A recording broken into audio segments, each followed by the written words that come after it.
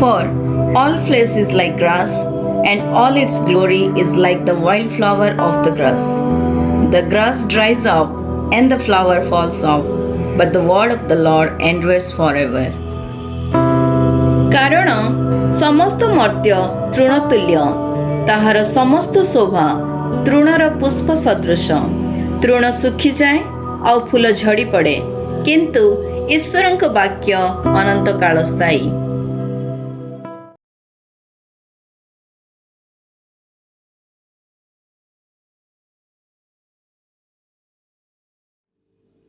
प्रिय बंधुगण, प्रभु जीशु अति पवित्र पुणी महत नाम पुणी थे आपण मानकु ए कार्यक्रम को स्वागत करुछि। यह यूट्यूब रो नारोपाथ व संकीर्ण पथ चैनल द्वारा आपण मान निकट में पहुँचुछि। पुणी यह शिक्षा डिजिटल प्लानेट रो एक प्रोडक्ट अटे। धन्यवाद दो आपण मानकु, आपण माने एई कार्यक्रम रो अंशी होई आसीचंती, पुणे नियमित भाव में कार्यक्रम को देखुचंती। आशा करे आपण माने प्रभुक अनुग्रह पुणी आशीर्वाद को भी लाभ करुचंती।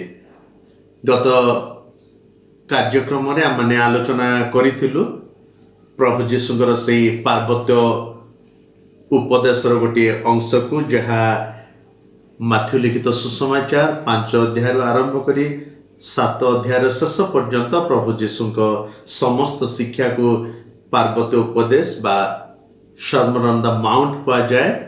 कारण प्रभु पवित्र धर्मशास्त्र बाइबल कहे लोक समूह बहु संख्यक लोक जेतेबेले तांको निकट को आसिले, तांको पछे पछे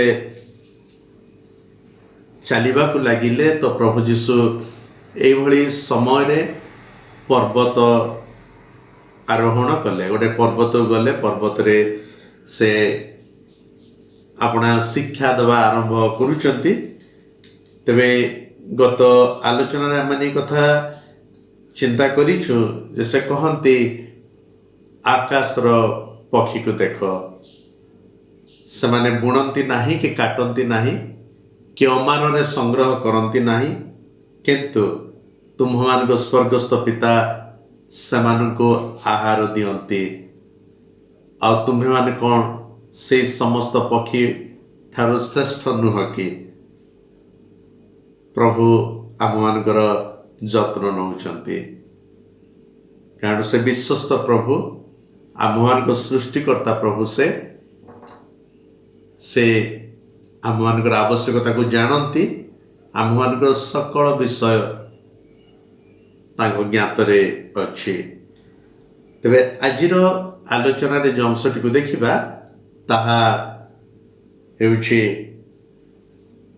13 पद, माथ्यू 5 अध्याय तार 13 पद।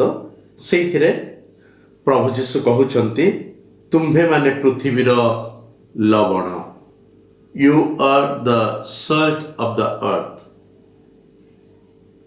आगर भी मु कही रखी जे एटा पर्वत उपरे थाई प्रभु जीशु शिक्षा दौचंती। प्रभु को चारिपट लोक भरी रही, विभिन्न स्थान लोक आसीचंती। यदि आमने 4 अध्याय शेष भाग रे देखिबा तो विभिन्न स्थान सूर्यारु आछंती लोके, गालिली रो, देकापल्ली रो, जेरूशलेम रो, यहूदा प्रदेश, पुणी जर्दन रो अपर पारी रो बहु संख्यक लोक। तो शिष्य माने अछंती, अनेक अछंती। ता सहित मु आशा करे निश्चित भाव में धर्मीय नेता माने अछंती, रिलीजियस लीडर्स, पुणी समाजर मान सम्मान व्यक्ति माने सेठी उपस्थित अछंती। कारण प्रभु जीशुଙ୍କ सेवा कार्यर प्रथम सोपान आरंभ एटा, the beginning of the Lord Jesus earthly ministry. तबे एभली परिप्रेक्षी रे प्रभु जीशु सामानको शिक्षा देउ देउ 13 पदरे कहिले जे you are the salt of the earth, तुम्हें माने पृथ्वीर लवण। ଆଶ୍ଚର୍ଯ୍ୟ ଲାଗେ। ପ୍ରଭୁ ଲୋକମାନଙ୍କ ଆଡ଼କୁ ଅଙ୍ଗୁଳି ନିର୍ଦ୍ଦେଶ କରି କହୁଛନ୍ତି ତାଙ୍କ ସମ୍ମୁଖରେ ଥିବା ପ୍ରତ୍ୟେକଙ୍କୁ, ଶିଷ୍ୟମାନଙ୍କୁ, ପୁଣି ଉପସ୍ଥିତ ଜନତାଙ୍କୁ, ଯେ ତୁମ୍ଭେମାନେ ପୃଥିବୀର ଲବଣ। ଯଦି ଆମେ ଲବଣ କଥା ଚିନ୍ତା କରିବା, ଲବଣର ଅନେକ ବ୍ୟବହାର ରହିଛି। ଅନେକ କାର୍ଯ୍ୟରେ ଲବଣକୁ ବ୍ୟବହାର କରାଯାଏ, କିନ୍ତୁ ସ୍ୱତନ୍ତ୍ର ଭାବରେ ପୁରାତନ ନିୟମରେ ଲବଣକୁ ବିଶୁଦ୍ଧ ବା ପରିଷ୍କାର କାର୍ଯ୍ୟ ନିମନ୍ତେ ବ୍ୟବହାର କରାଯାଇଥିବା ପ୍ରମାଣ ବାଇବଲରେ ଆମେ ପାଉଛୁ। ତ ପୁରାତନ ନିୟମରେ ଲବଣକୁ ଗୋଟିଏ ପ୍ୟୁରିଫାଇଂ ଏଜେଣ୍ଟ ଭାବରେ ବ୍ୟବହାର କରାଯାଇଛି। କିନ୍ତୁ ଆଜିର ଆଲୋଚନାରେ ଆମେ ଦେଖିବା ତ ଏଇ ଯୋଉ ଲବଣ ଯୋଉ ପ୍ରଭୁ କହିଲେ, ୟାର ତାତ୍ପର୍ଯ୍ୟ କ'ଣ? ପ୍ରଭୁ କ'ଣ କହିବା ପାଇଁ ଚାହାନ୍ତି? ପ୍ରଭୁଙ୍କ କହିବାର ଉଦ୍ଦେଶ୍ୟ କ'ଣ? ଲବଣର ଏକ ଗୁରୁତ୍ୱପୂର୍ଣ୍ଣ କାର୍ଯ୍ୟ ହେଲା ଯେ ତାହା ସଂରକ୍ଷଣ କରି ରଖିବ। The salt preserves the things. ତାହା ସଂରକ୍ଷଣ କରି ରଖେ। କୌଣସି ଏକ ପଦାର୍ଥ, କୌଣସି ଏକ ବିଷୟ ଯେତେବେଳେ ନଷ୍ଟ ଆଡ଼କୁ ଯାଇ ବିନଷ୍ଟ ହେବାକୁ ଯାଉଛି, ତାକୁ ଲବଣ ଦ୍ୱାରା ସଂରକ୍ଷଣ କରାଯାଏ।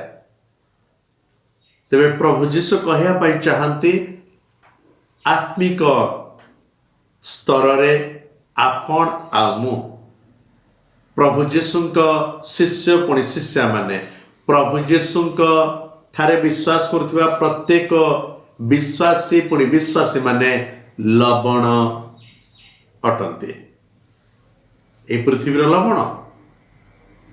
ତେବେ ଯଦି ଆମମାନେ ପୃଥିବୀର ଲବଣ, କାରଣ ପ୍ରଭୁ ଆମମାନଙ୍କୁ ସେଇ ଆଖ୍ୟା ଦେଲେ, ତେବେ ଆମମାନଙ୍କର କର୍ତ୍ତବ୍ୟ କ'ଣ ହେବା ଦରକାର? ପ୍ରଭୁ ଆମମାନଙ୍କୁ କ'ଣ କରିବା ପାଇଁ କହୁଛନ୍ତି? ଆମଠାରୁ ସେ କ'ଣ ଆଶା ରଖୁଛନ୍ତି? କ'ଣ ଖାଲି କହିଦେଲେ ତୁମେମାନେ ପୃଥିବୀର ଲବଣ? ନା, ଯଦି ଆମେ ପୃଥିବୀର ଲବଣ, ତେବେ ଆମମାନଙ୍କର ଦାୟିତ୍ୱ କ'ଣ? ଆମମାନଙ୍କର କର୍ତ୍ତବ୍ୟ କ'ଣ? ଆମମାନଙ୍କୁ କ'ଣ କରିବାକୁ ପଡ଼ିବ ତାକୁ ଜାଣିବା ଅତି ଆବଶ୍ୟକ ଅଟେ। ତେବେ ସେହି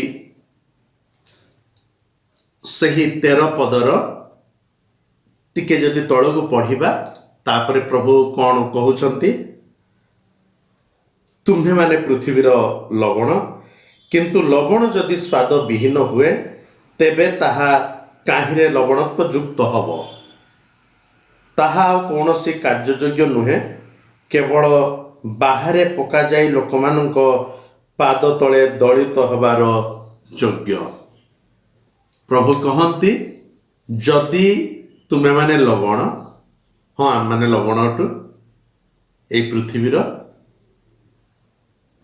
ପ୍ରଭୁ ଆମମାନଙ୍କୁ ଏଇଥିପାଇଁ ଜଗତରେ ବଞ୍ଚେଇ ରଖିଛନ୍ତି ଯେ ଆମେ ଲବଣ ପରି କାର୍ଯ୍ୟ କରିବା, ବିନଷ୍ଟ ହେଉଥିବା ବିଷୟକୁ ଆମମାନେ ରକ୍ଷା କରିବା, ସୁରକ୍ଷା ଯୋଗାଇବା।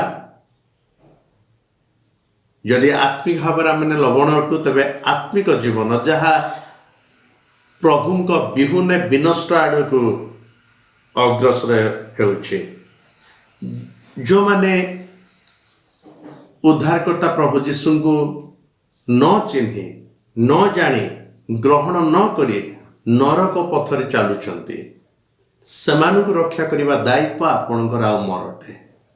ଯେତେବେଳେ ଜଗତରେ ଅଛୁ, ସେଇ ଦାୟିତ୍ୱ ଆମମାନେ କରିବାକୁ ପଡ଼ିବ, ସେ ଦାୟିତ୍ୱକୁ ଆମମାନଙ୍କୁ ତୁଲେଇବାକୁ ପଡ଼ିବ। ତେବେ କୁହାଯାଏ, ଯଦି ଆପଣ ମୁଁ ଲବଣ ଅଟୁ, ତେବେ ଆମ ମଧ୍ୟରେ କ'ଣ ରହିବା ଦରକାର? ଲବଣତ୍ୱ, ଲବଣର ସେ ସ୍ୱାଦ, ଲବଣର ସେ ଗୁଣ ରହିବା ଦରକାର, ଯେଉଁ ଗୁଣ ଦ୍ୱାରା ଏକ ବିନଷ୍ଟ ହେଉଥିବା, ନଷ୍ଟ ହେଉଥିବା ପଦାର୍ଥକୁ ରକ୍ଷା କରାଯାଇପାରୁଛି, ଅନେକ ଦିନ ପର୍ଯ୍ୟନ୍ତ ସଂରକ୍ଷଣ କରାଯାଇପାରୁଛି, ପ୍ରିଜର୍ଭ କରାଯାଇପାରୁଛି। ତେବେ ସେଇ ଗୁଣ ଆମ ମଧ୍ୟରେ ରହିବା ଦରକାର। କାରଣ ପ୍ରଭୁ ଯୀଶୁ କହିଲେ, ଲବଣ ଯଦି ଆପଣା ଲବଣତ୍ୱକୁ ହରାଏ, ତାର ଗୁଣକୁ ହରାଏ, ତା ସ୍ୱାଦକୁ ହରାଏ, ତେବେ ତାହା ଆଉ କୌଣସି କାର୍ଯ୍ୟ ନିମନ୍ତେ ଯୋଗ୍ୟ ନୁହଁ। ପୁଣି ପ୍ରଭୁ ଏତିକି ବି କହିଲେ ତାହା ବାହାରେ ପକାଯାଇ କ'ଣ ହବ, ଲୋକମାନଙ୍କ ପାଦ ତଳେ ଦଳିତ ହେବାର ଯୋଗ୍ୟ। ପ୍ରିୟ ବନ୍ଧୁଗଣ, ଆପଣ ମୁଁ ପ୍ରଭୁ ଯୀଶୁଙ୍କ ଅନୁକାରୀ ଭାବରେ ଯଦି ଆମ ଜୀବନ ଅନ୍ୟମାନଙ୍କର ଉପକାରରେ ଆସୁନାହିଁ, ଯଦି ଆପଣଙ୍କ ଜୀବନ ମୋ ଜୀବନ ଅନ୍ୟମାନଙ୍କ ଆଶୀର୍ବାଦର କାରଣ ହେଇପାରୁନି, ତେବେ କୋଭଳି ଜୀବନ ତାହା? କ'ଣ ସେଥିରେ ଲବଣତ୍ୱ ଅଛି? ନିଜକୁ ପ୍ରଶ୍ନ କରୁ। କ'ଣ ଯଦି ଆମେ ଲବଣ, ଆମ ମଧ୍ୟରେ ଲବଣତ୍ୱ ଅଛି ତ? ଯଦି ଅଛି ଲବଣତ୍ୱ, ତେବେ ସେ ଲବଣ କ'ଣ ଅନ୍ୟମାନଙ୍କ ଉପକାରରେ ଆସୁଛି, ଅନ୍ୟମାନଙ୍କୁ ରକ୍ଷା କରିପାରୁଛି? ରକ୍ଷା କରିବା ଅତି ଆବଶ୍ୟକ। ଅନ୍ୟମାନଙ୍କର ଉପକାରରେ ତାକୁ ବ୍ୟବହାର କରିବା, ପ୍ରଭୁଙ୍କ ସାକ୍ଷ୍ୟ ରୂପେ ଠିଆ ହେବା, ଅନ୍ୟମାନଙ୍କ ନିମନ୍ତେ ପ୍ରାର୍ଥନା କରିବା, ଅନ୍ୟମାନଙ୍କୁ ଈଶ୍ୱରଙ୍କର ସେ ସତ୍ୟବାଣୀ, ଈଶ୍ୱରଙ୍କ ପ୍ରେମ ସୁସମାଚାରକୁ ଦେବା, ତାହା ପ୍ରଭୁ ଚାହାନ୍ତି ଆମମାନଙ୍କ ଠାରୁ। କାରଣ ସେ କହନ୍ତି ଯଦି ଆମମାନଙ୍କ ମଧ୍ୟରେ ଲବଣର ସେଇ ଗୁଣ, ଲବଣତ୍ୱ ଆମେ ହରେଇ ବସୁ, ତେବେ ତାହା କୌଣସି ଉତ୍ତମ କାର୍ଯ୍ୟ ନିମନ୍ତେ ଯୋଗ୍ୟ ନୁହଁ। ଯଦି ଖ୍ରୀଷ୍ଟୀୟ ଜୀବନର ଗୁଣ ପ୍ରକାଶ ପାଉନାହିଁ, ତେବେ ଆମେ ଅଦରକାରୀ ହେଇପଡ଼ୁ, କାହାର ଉପକାରରେ ଆସିପାରୁନାହୁଁ, କାହାର ଆଶୀର୍ବାଦ କାରଣ ହୋଇପାରିବାନି। କାରଣ ଆମ ମଧ୍ୟରେ ପ୍ରଭୁ ଦେଇଥିବା ସେ ଗୁଣକୁ, ପ୍ରଭୁ ଦେଇଥିବା ସେ ଲବଣତ୍ୱକୁ ଆମେ ହରେଇ ବସିଛୁ। ଯଦି ଆମ ମଧ୍ୟରେ ତାହା ଅଛି, ତେବେ ଆସୁ ତାହା ଅନ୍ୟର ଉପକାର ନିମନ୍ତେ ପ୍ରୟୋଗ କରୁ, ବ୍ୟବହାର କରୁ। ଯଦି ତାହା ହରେଇ ବସିଛୁ, ଆମେ ପ୍ରାର୍ଥନା କରିବା ପ୍ରଭୁଙ୍କ ନିକଟରେ, ପ୍ରଭୁ ଆମମାନଙ୍କୁ କ୍ଷମା କର, ଯଦ୍ୱାରା ଆମେ ପୁଣି ଥରେ ସେ ଲବଣତ୍ୱକୁ ପାଇବୁ, ସେଥିର ଗୁଣକୁ ପାଇବୁ, ପୁଣି ତାକୁ ଠିକ୍ ଭାବରେ ବିନିଯୋଗ କରିବୁ। ପ୍ରଭୁ ତାହା ଚାହାନ୍ତି। ପ୍ରଭୁଙ୍କ ଇଚ୍ଛା ଯେ ଆମେ ନିଜେ ବଞ୍ଚିବା, ଅନ୍ୟମାନଙ୍କୁ ବଞ୍ଚେଇବା, ଅନ୍ୟମାନଙ୍କ ନିମନ୍ତେ ପ୍ରାର୍ଥନା କରିବା, ଅନ୍ୟମାନଙ୍କର ଉପକାର ନିମନ୍ତେ ଆମେ ଚେଷ୍ଟିତ ହେବା, ସ୍ୱତନ୍ତ୍ର ଭାବରେ ଅନ୍ୟମାନଙ୍କର ଆତ୍ମିକ ବୃଦ୍ଧି ନିମନ୍ତେ ଆମେ ମନୋଯୋଗୀ ହେବା, ପ୍ରାର୍ଥନା କରିବା, ବୋଝଗ୍ରସ୍ତ ହେବା, ତାହା ପ୍ରଭୁ ଚାହାନ୍ତି। ପୁଣି ସ୍ୱତନ୍ତ୍ର ଭାବରେ ଏହି ଘଡ଼ି ସନ୍ଧିର ସମୟରେ ଯେତେବେଳେ ଚତୁର୍ଦିଗରେ ବିପଦ, ସମସ୍ୟା, ଆତଙ୍କ, ପୁଣି ଭୟ, ଆପଣଙ୍କ ମୋ କର୍ତ୍ତବ୍ୟ ହେଲା ପୃଥିବୀର ଲବଣ ଭାବରେ ନିଜକୁ ଉପସ୍ଥାପନ କରୁ, ପୁଣି ନିଜକୁ ବ୍ୟବହାର କରୁ। ତେବେ ପ୍ରଭୁ ଆମ ପ୍ରତ୍ୟେକଙ୍କୁ ବ୍ୟବହାର କରିବେ, ଆଶୀର୍ବାଦ କରିବେ। ଆସନ୍ତୁ ପ୍ରାର୍ଥନା କରିବା। ଆମ୍ଭମାନଙ୍କ ଅତ୍ୟନ୍ତ ପ୍ରେମିକ ପୁଣି ବିଶ୍ୱସ୍ତ ପ୍ରଭୁ, ଧନ୍ୟବାଦ ଦେଉ ତୁମ ଶିକ୍ଷା ନିମନ୍ତେ। ଧନ୍ୟବାଦ ଦେଉ ପ୍ରଭୁ, ତୁମେ ଆମ ପ୍ରତ୍ୟେକଙ୍କୁ ସମ୍ବୋଧନ କରି କହିଲ ଯେ ଆମେ ପୃଥିବୀର ଲବଣ ଅଟୁ। ସାହାଯ୍ୟ କର ଯେପରି ଆମ ମଧ୍ୟରେ ଥିବା ଲବଣତ୍ୱକୁ, ସେଥିର ଗୁଣକୁ ଆମେ ଅନ୍ୟମାନଙ୍କର ଉପକାର, ଅନ୍ୟମାନଙ୍କ ଆଶୀର୍ବାଦ ନିମନ୍ତେ ବ୍ୟବହାର କରିବୁ। ସମସ୍ତ ଦୁର୍ବଳତା କ୍ଷମା କର। ପ୍ରିୟ ବନ୍ଧୁମାନଙ୍କୁ ପ୍ରଚୁର ଭାବରେ ଆଶୀର୍ବାଦ କର। ଯେତେବେଳେ ସେମାନେ ତୁମ ବାକ୍ୟକୁ ଶୁଣନ୍ତି, ସେମାନଙ୍କ ଜୀବନକୁ ଗଢ଼, ପୁଣି ତୁମରି ଗୌରବ ନିମନ୍ତେ ବ୍ୟବହାର କର। ସକଳ ଆଦର ପୁଣି ମହିମା କେବଳ ତୁମରି ହେଉ। ପ୍ରଭୁ ଯୀଶୁଙ୍କ ଅତି ପବିତ୍ର ପୁଣି ମହତ୍ ନାମରେ ଏହି ସମସ୍ତ ପ୍ରାର୍ଥନା ଉତ୍ସର୍ଗ କଲୁ। ଆମେନ୍। ପ୍ରିୟ ବନ୍ଧୁଗଣ, ଭୁଲିବେନି এই କଥାକୁ ଯେ ଆମେ ଆପଣମାନଙ୍କ ନିମନ୍ତେ ପ୍ରାର୍ଥନା କରୁଛୁ। ପ୍ରତିଦିନ ଆମ ପ୍ରାର୍ଥନାରେ ଆପଣମାନଙ୍କୁ ଆମେ ସ୍ମରଣ କରୁ। ଆପଣ ଯେଉଁ ସ୍ଥାନରେ ଥାଆନ୍ତୁ ନା କାହିଁକି, ପ୍ରଭୁଙ୍କ ଉପସ୍ଥିତି ସେହି ସ୍ଥାନରେ ରହିଛି। ପୁଣି ପ୍ରଭୁ ଆପଣଙ୍କୁ ସୁରକ୍ଷା ଦେଇଛନ୍ତି, ଆଉ ସୁରକ୍ଷା ଦେବେ। ନିରାଶ ହେବାନି, ପ୍ରଭୁଙ୍କ ନିକଟରେ ଲାଗି ରହିବା, ପୁଣି ପ୍ରଭୁଙ୍କ ଗୌରବ ନିମନ୍ତେ ନିଜକୁ ବ୍ୟବହାର କରିବା। Once again, we are so thankful to you for watching this program, and we believe this is a blessing for you all. Keep watching and be blessed. Thank you very much.